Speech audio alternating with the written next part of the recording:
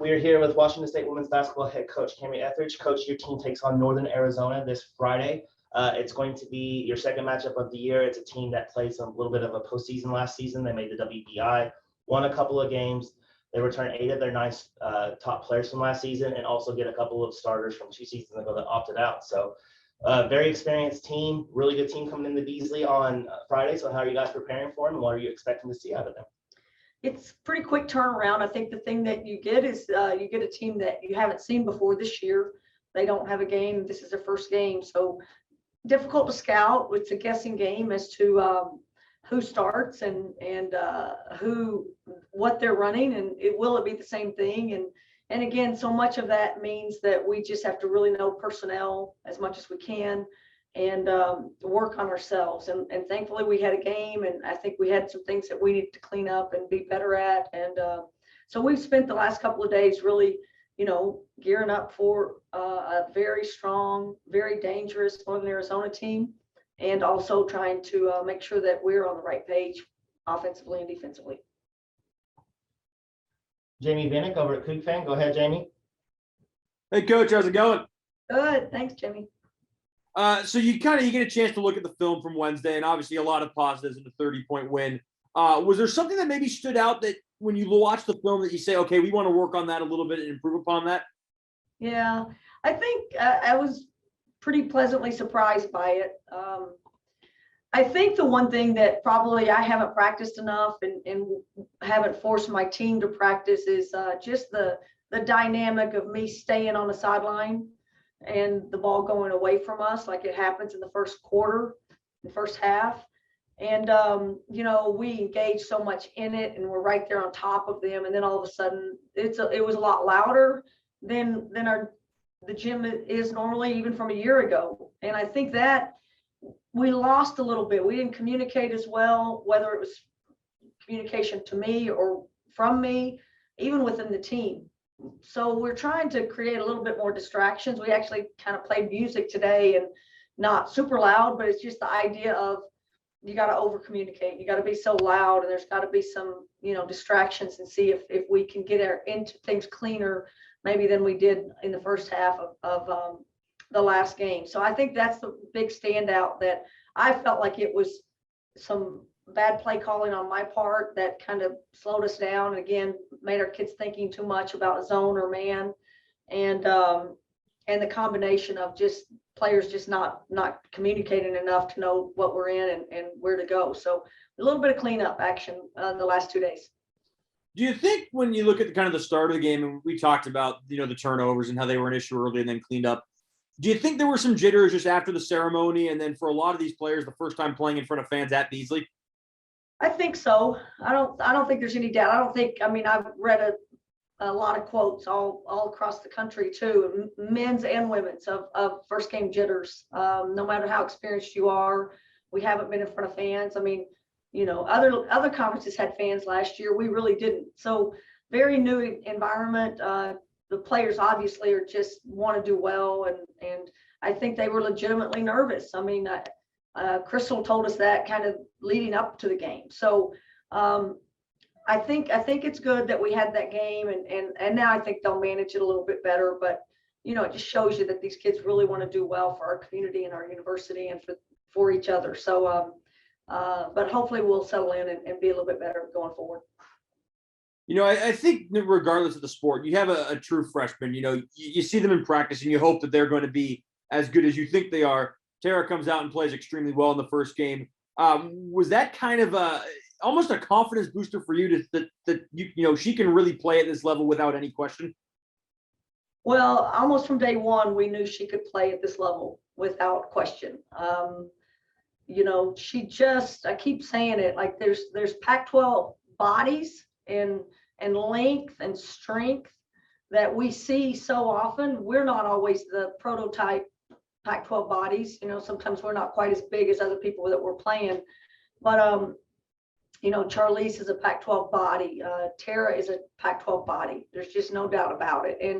And she plays kind of over people some. She's not as affected by, the guy's length and things like that. She gets her hands on balls that, she has a lot of deflections in practice. I wouldn't say she's the most awesome defensive player yet. I mean, that's going to grow her game, but she deflects the ball all the time just because I think our team doesn't realize how long she is. So I think that surprised me a little bit, but other than her game and how she's affected, she walked in and just, she can shoot it. And she's been taught super from her programs that she played in Canada and at her high school in Canada. And so it's something we kind of expected, but, feared that maybe she wasn't quite of the level, but gosh, every day she's been here, we've just been amazed at her versatility. And again, I think the neat part for us is it just feels like from the start of that game yesterday to the end, I think she got better. So she's getting better every single day she's in the gym with us.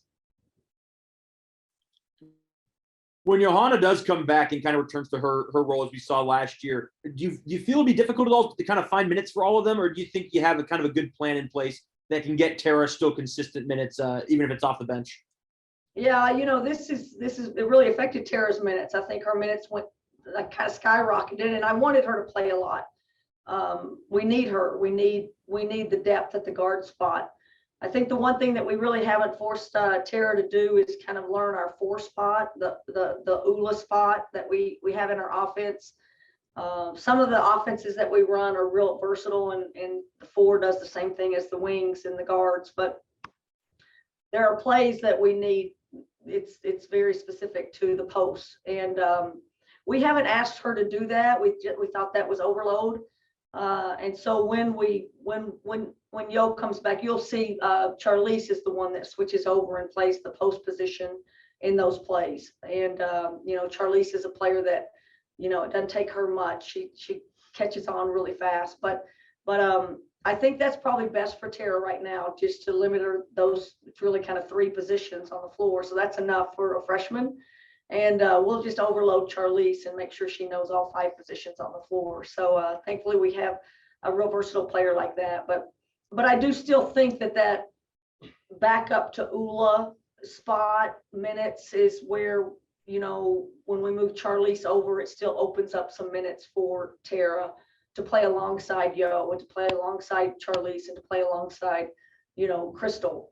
But there's no doubt about it. There's only so many minutes in a game, and it's hard to get, people minutes if you have the players that we have at the guard position. So, but we need the depth, and I think it's very big confidence boost to have Tara play like she's capable of playing.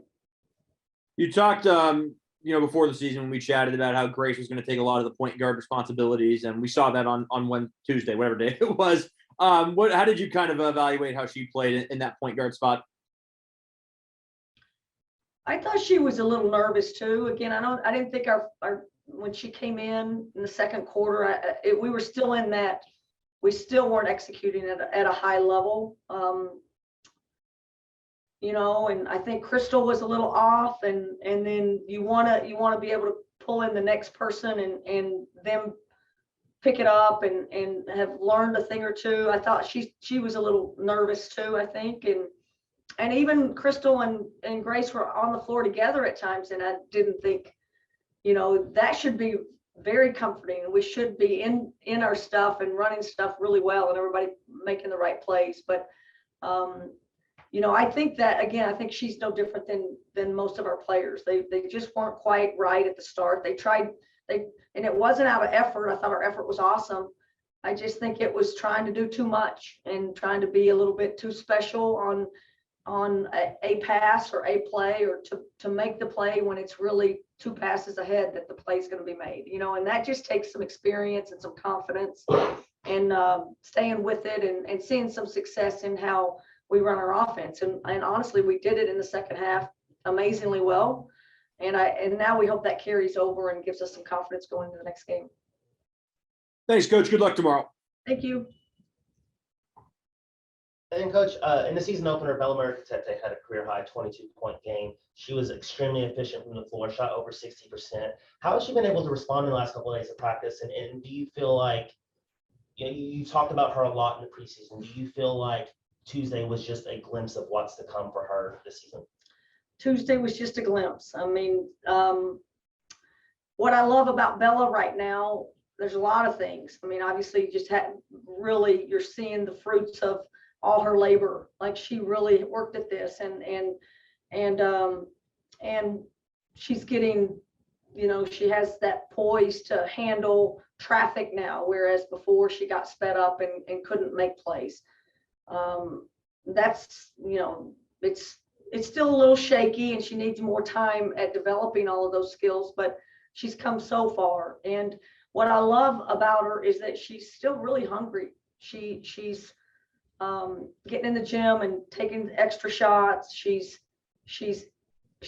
very engaged in practice, whereas a year ago she would check out if she wasn't in.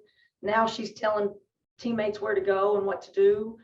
She's a much more vocal player on the court, which means she sees plays develop and then communicates it. And again, a year ago, she didn't see it, much less, you know, if you don't see it, you can't communicate it. So her development is amazing, not just physically, but the IQ of the game. It's gotten so much better. So, you know, and it has a long way to go. Her fitness level is so much better. She pushes herself a lot better than she has in the past. And again, there's a lot of upside left to be had with Bella. I think her game's only going to get better, but it is thrilling to watch a player just buy into the system and buy into the fundamental work.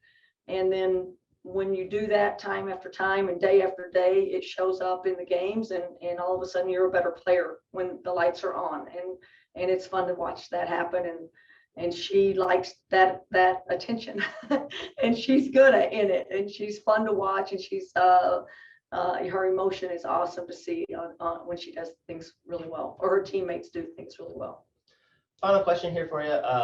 On the day of the season opener in the afternoon, it was announced that Charlize Ledger-Walker was announced to the Wooden Award and the Naismith Trophy watch list. Those are both Player of the Year awards.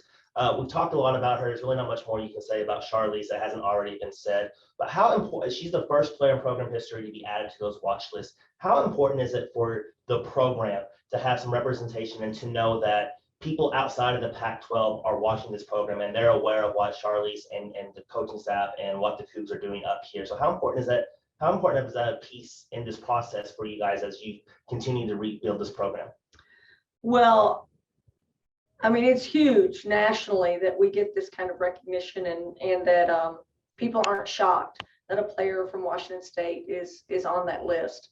But it is a reflection of Charlize Ledger-Walker. I mean, she is an amazing basketball player. She's an amazing human being. She is a great teammate, and she deserves the attention. She could play in anyone's program in the country. She would make anyone's program better. We're just so fortunate to have her in our gym, and you know, her ability to play make, you know, for herself and for everyone else on the court. She makes everybody better. It's really fortunate that I love the fact that she chose us when she had more high profile places. That says a lot about her character and what's important to her. And you know, I hope, we want those kinds of kids where they believe in the people. Charlize thinks this is a family feel. And she just is, it's home to her. And I think those are the kinds of recruits we're after.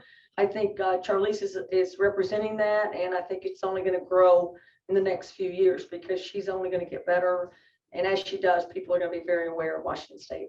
All right, Coach, we appreciate your time. Good luck tomorrow, and we'll talk to you afterwards. Go Cougs. Go Cougs.